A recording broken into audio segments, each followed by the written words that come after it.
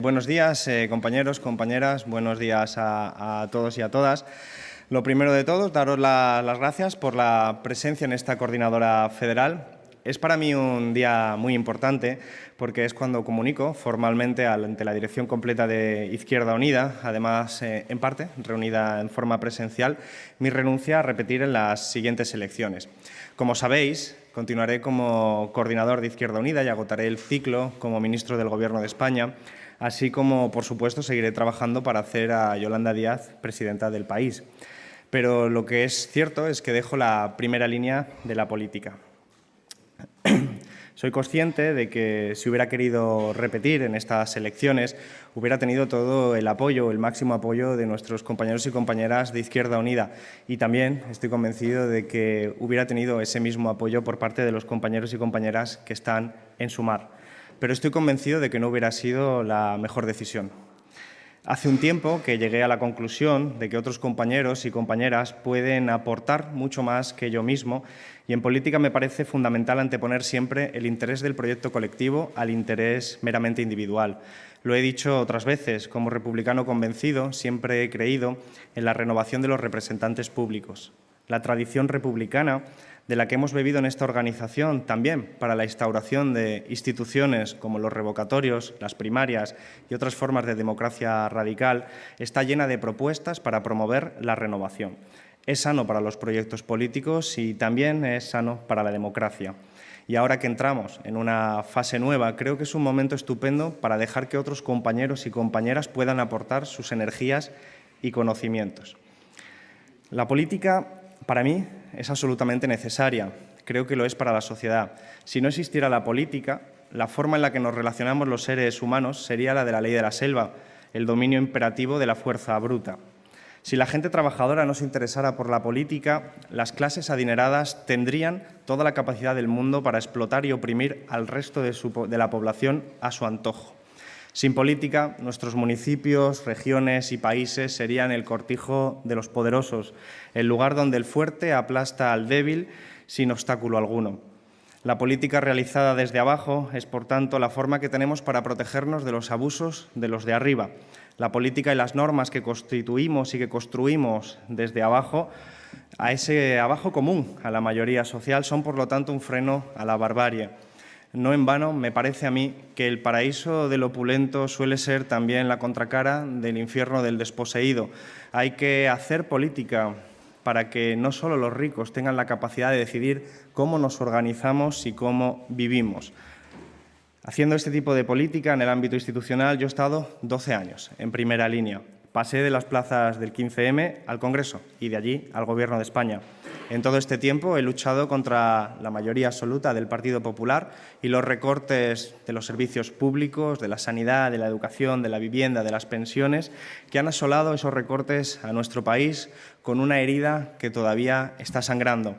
Así como después, ya desde el Gobierno, he intentado contribuir a mejorar las condiciones de vida de las familias trabajadoras. En todo este proceso he aprendido mucho y de ahora en adelante seguiré trabajando en volcar este conocimiento adquirido en el proyecto colectivo, tanto en Izquierda Unida como en Sumar.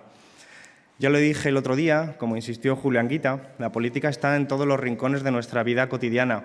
La política es el arte, para mí, de transformar la realidad, de convertir nuestros sueños, anhelos y esperanzas en instituciones, costumbres, cultura que facilitan que podamos vivir en paz y en libertad. La libertad, por cierto, no es solo la capacidad de elegir, lo hemos repetido y me he ocupado de repetirlo mucho en esta última campaña electoral, sino sobre todo la libertad es la posibilidad de desplegar un proyecto de vida autónomo, donde ningún tercero, sea patrón o patriarca, decida por nosotros. Nuestra independencia de estas fuerzas, que son habitualmente los poderes privados y salvajes del mercado, es lo que nos proporciona la libertad, pues libertad al final es tener garantizado todos los bienes y servicios indispensables para desarrollar un proyecto digno de vida, tales como la educación, la sanidad, la vivienda o las pensiones. Nuestras sociedades modernas, por lo tanto, están amenazadas con la pérdida de la libertad para las mayorías sociales y para el conjunto de la clase trabajadora, en beneficio, eso sí, de una libertad para explotar y humillar de las clases adineradas. Este ha sido siempre un viejo dilema, pero ahora recobra más fuerza según avanza la ola reaccionaria, no solo en nuestro país, sino a nivel mundial. Esa libertad de la mayoría social está restringida, en mi opinión, no solo por el poder de estas clases adineradas y sus expresiones políticas, sino también por las amenazas ecológicas que se ciernen sobre nuestras sociedades.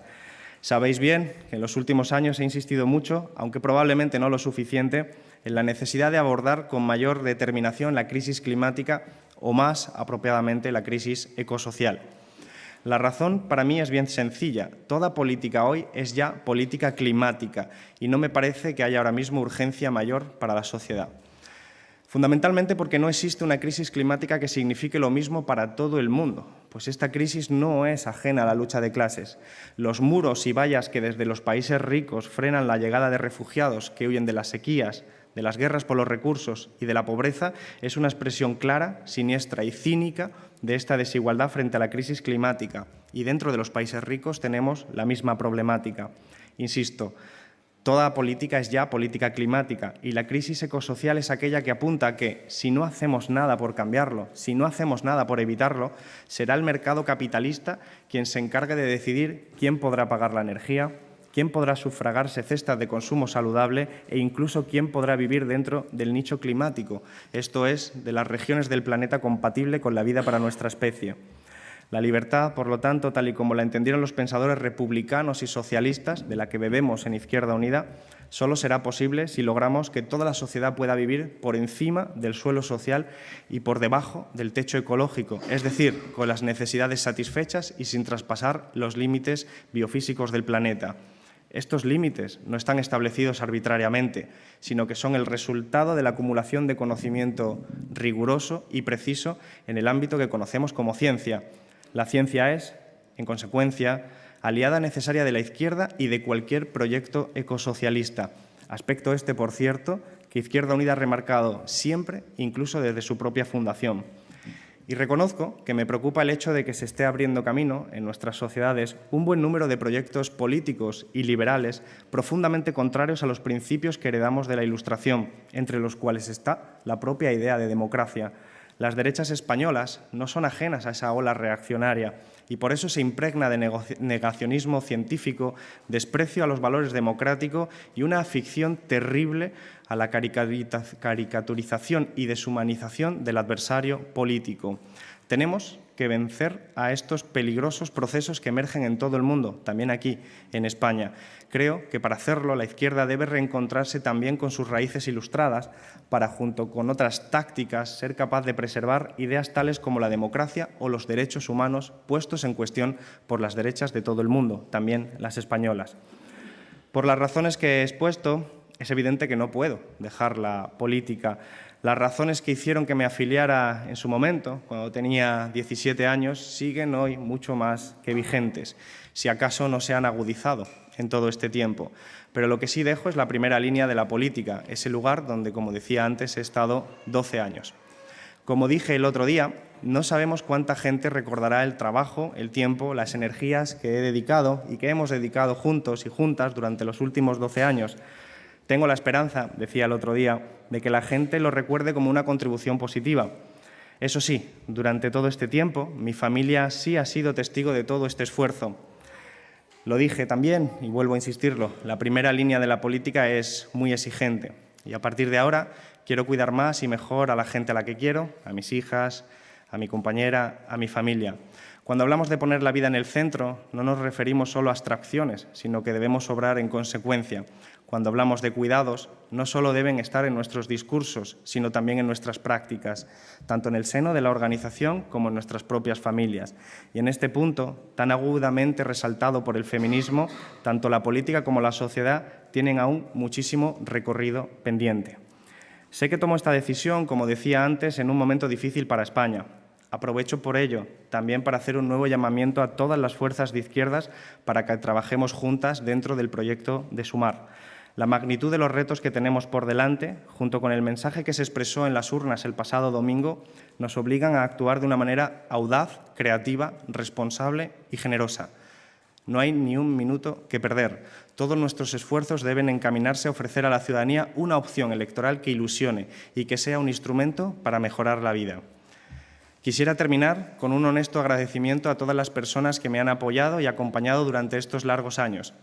Entré en 2011 como el diputado más joven del Congreso y desde el primer momento conté con el apoyo de compañeros y compañeras de Izquierda Unida y también de mucha gente que me manifestó su apoyo en todas partes. Sin ese sostén moral, estoy seguro de que la pelea hubiera sido mucho más complicada. Por eso quiero agradecer a nuestros votantes y, por supuesto, a mi organización y a toda la dirección hoy aquí presente el honor que me concedieron al permitirme haberles representado 12 años en las instituciones. Espero, personalmente, que haya estado a la altura y me comprometo a seguir batallando para convertir finalmente en realidad nuestros proyectos y sueños colectivos. Nada más, muchísimas gracias, salud y república.